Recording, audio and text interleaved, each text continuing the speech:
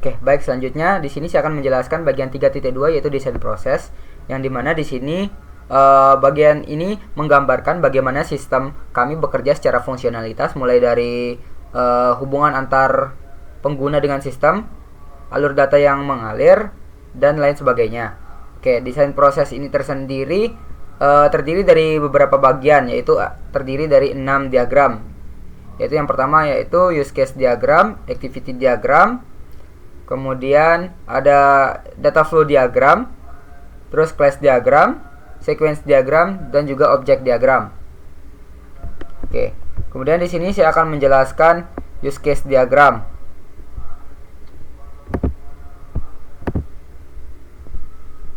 Oke, pada use case diagram ini kami memiliki 3 aktor, yaitu owner, yaitu customer, owner, dan juga admin.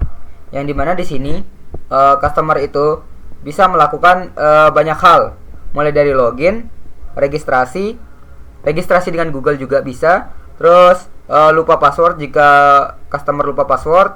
Kemudian juga di sini ada melihat detail restoran, membuat reservasi, dan melihat beranda. Nah, di sini untuk melihat detail restoran ini itu sudah include dengan melihat menu restoran, yang dimana melihat menu restoran itu sudah otomatis akan terlihat ketika kita membuka detail restoran.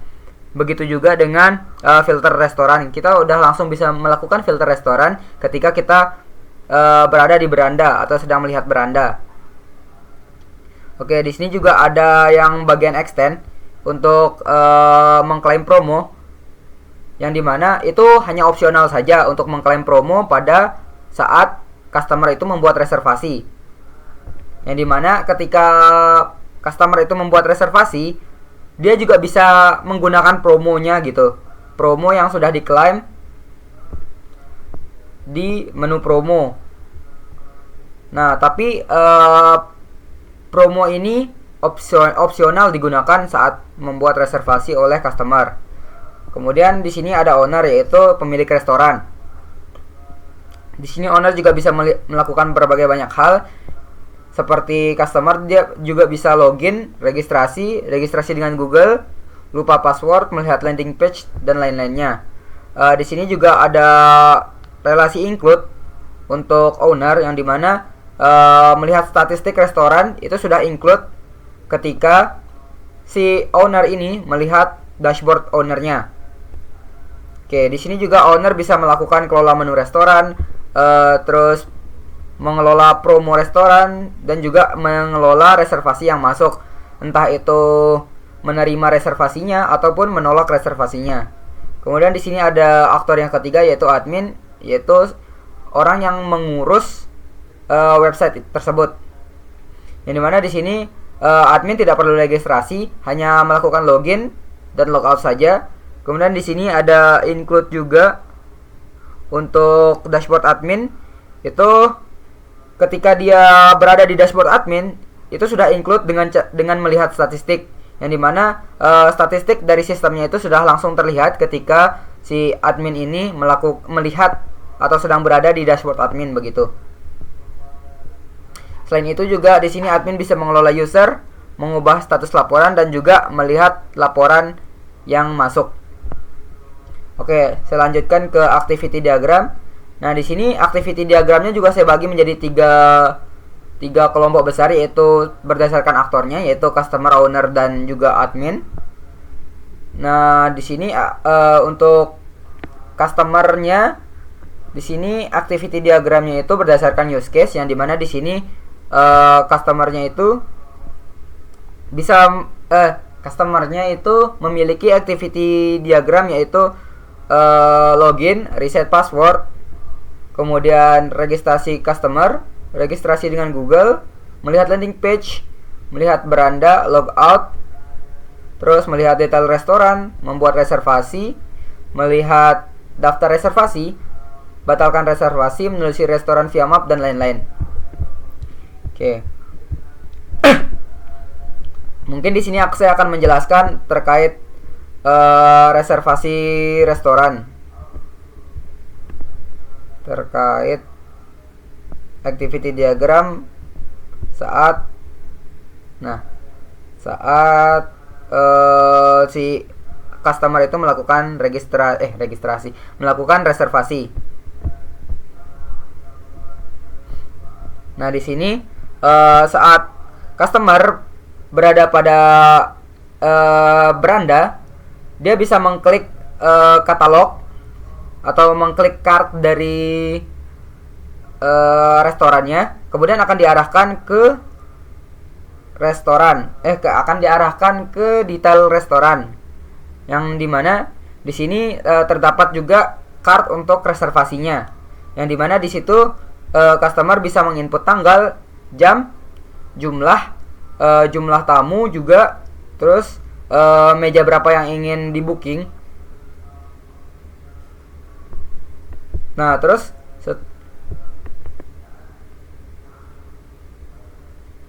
kemudian di sini juga ada decision, yang dimana ketika customer itu ingin reservasi seperti yang saya jelaskan sebelumnya, yaitu pas di use case diagram itu bisa bisa extend atau opsional untuk mengklaim promo. Di sini ada decision untuk ingin pakai promo atau tidak. Jika iya, maka customer diharuskan memilih atau mengklaim promo yang tersedia.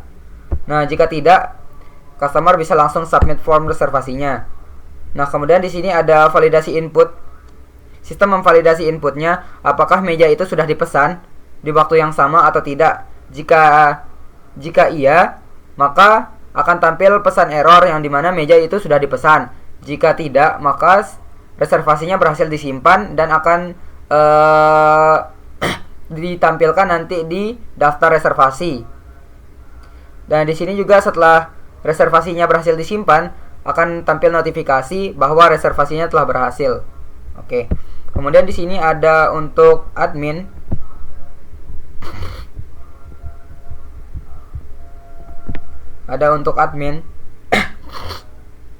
Activity diagramnya seperti yang saya jelaskan pada use case. Di sini admin itu bisa melakukan login, reset password, registrasi dengan Google, registrasi owner, melihat landing page, logout, terus melihat dashboard owner, kemudian mengelola menu restoran, mengelola promo, mengelola reservasi yang masuk, serta memperbarui profil dan informasi restoran. Oke, mungkin di sini saya akan menjelaskan activity diagram untuk aktor owner, yang dimana di sini activity untuk mengelola reservasi yang sedang masuk begitu. Oke. Di sini pertama-tama owner itu bisa langsung jika ingin mengelola reservasi masuk, dia diharuskan untuk membuka halaman konfirmasi booking. Nah, kemudian di situ di halaman konfirmasi booking, owner juga bisa melakukan filter status, yang dimana di situ juga bisa dilihat yang reservasi yang sedang menunggu, yang sudah dikonfirmasi atau yang sudah ditolak. Kemudian ditampilkan semua daftar reservasinya. Kemudian di sini ada dua aksi yang bisa dilakukan oleh owner, yaitu mengkonfirmasi atau menolak reservasi yang sedang masuk tersebut.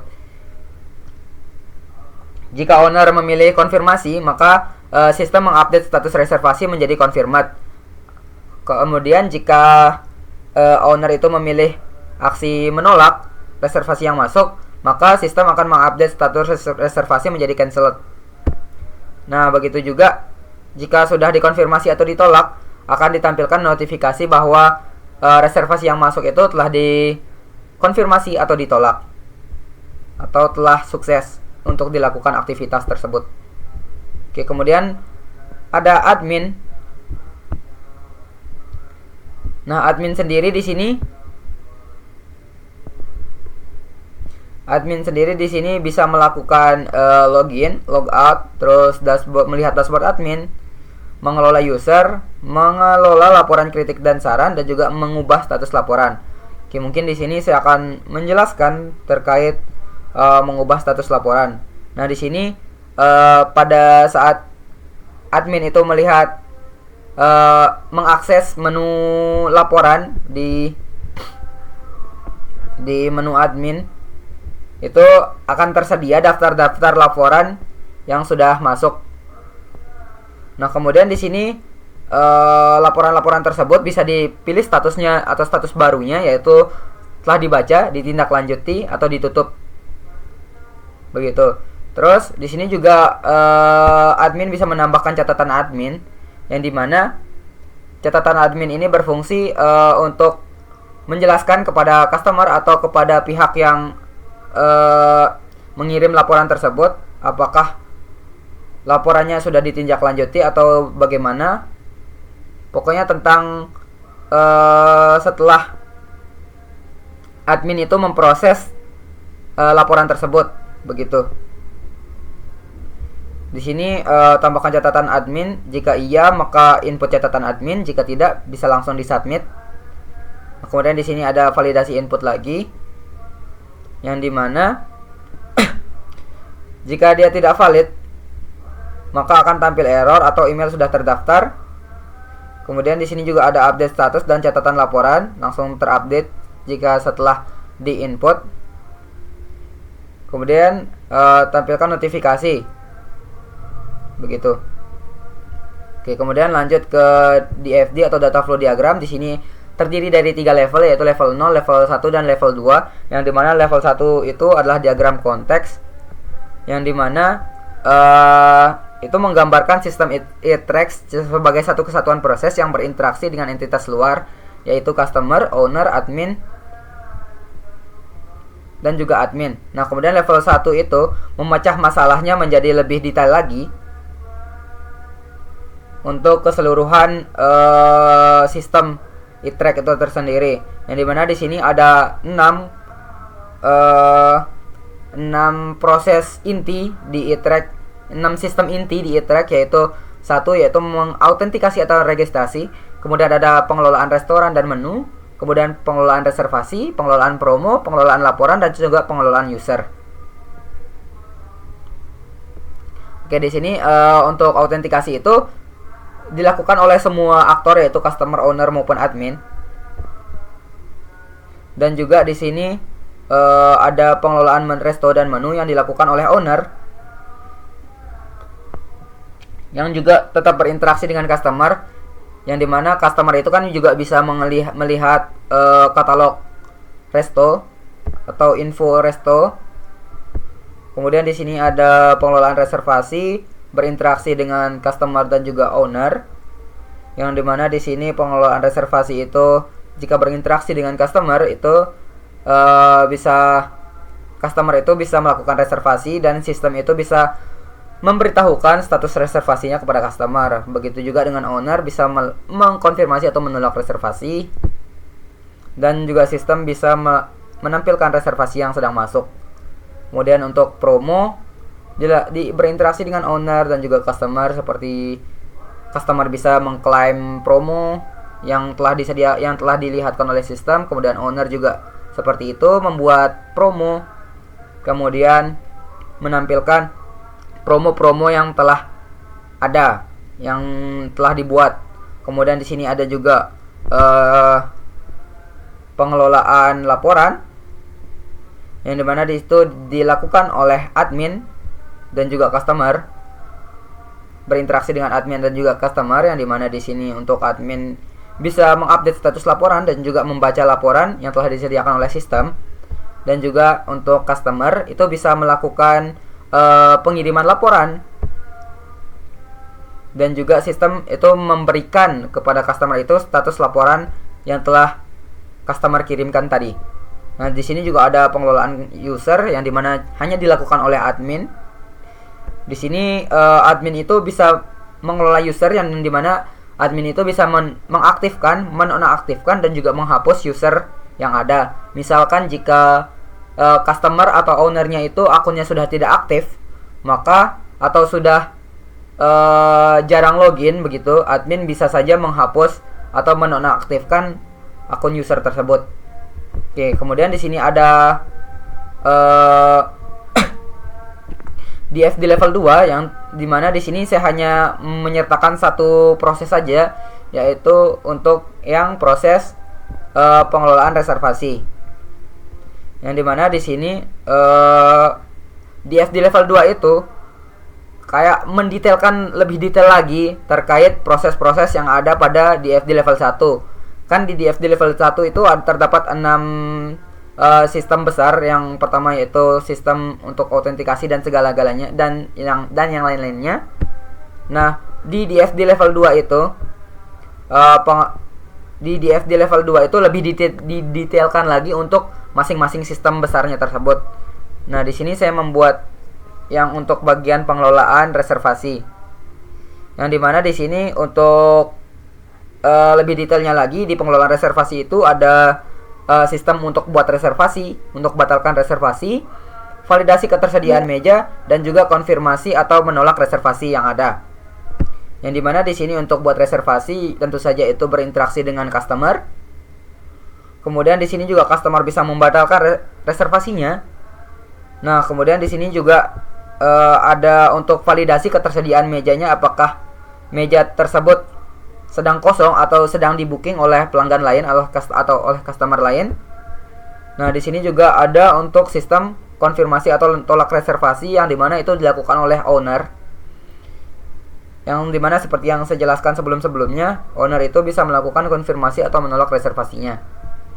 Oke, kemudian selanjutnya itu ada class diagram, yang dimana class diagram ini menggambarkan struktur kelas dalam format MVC yang kami gunakan di Laravel, yang dimana itu mencakup model, view, controller, dan juga relasi-relasinya. Nah, dimana di sini sesuai dengan 8 tabel yang ada pada bagian 3.1 sebelumnya. Di sini kami ada 8 model, ada 9 model, maaf. Ada 9 model seperti yang dijelaskan pada bagian 3.1 tadi. Itu kami mendetailkan lagi metode-metode apa saja yang terdapat pada model-model tersebut, kemudian atribut-atributnya apa saja. Begitu juga dengan controllernya, dan juga bagaimana controller itu berinteraksi dengan model-modelnya begitu. Oke, kemudian di sini ada sequence diagram. Nah, di sini sequence diagram itu dibuat berdasarkan aktivitas diagram. Jadi, seberapa banyak aktivitas diagram itu, sebegitu juga banyaknya sequence diagram yang kami buat. Nah, di sini itu sequence diagram itu menunjukkan interaksi antara objek secara berurutan berdasarkan waktu untuk masing-masing use case di tiap role-nya. Nah, pola dan cakupannya sama seperti activity diagram tadi juga. Namun di sini kami fokus pada pertukaran besar antara aktor, controller, model, dan database di setiap prosesnya, mulai dari login hingga mengubah status laporan. Oke. Mungkin di sini saya tidak akan jelaskan lebih detail mengenai mengenai sequence diagram, karena di sini juga terlalu banyak untuk sequence diagramnya. Kemudian untuk menghemat waktu juga, kemudian di sini yang terakhir itu ada objek diagram, yang dimana di sini kami menyajikan 4 objek diagram, yaitu reservasi dan klaim promo, owner mengelola menu dan promo restoran, kemudian owner mengelola menu dan promo restoran, kemudian customer mengirim laporan terkait reservasi, dan juga admin mengelola user dan meninjau laporan. Nah, di sini objek diagram itu tersendiri adalah diagram yang merepresentasikan kondisi nyata dari objek-objek yang ada pada kelas diagram. Sehingga di sini atribut-atribut yang pada kelas diagram itu sudah memiliki nilainya sendiri, yang dimana di sini juga kayak kondisi nyatanya gitu untuk hubungan antara kelas-kelas diagramnya tersebut begitu. Yang dimana di sini objek diagram ini juga membantu memperlihatkan bagaimana relasi antar objek terbentuk pada kondisi spesifik, kayak mengirim laporan terkait reservasi, kayak admin mengelola user dan meninjau laporan, dan lain-lain. Oke, mungkin segitu saja yang bisa saya jelaskan pada bagian 3.2 ini. Untuk bagian selanjutnya mungkin akan dijelaskan oleh teman saya.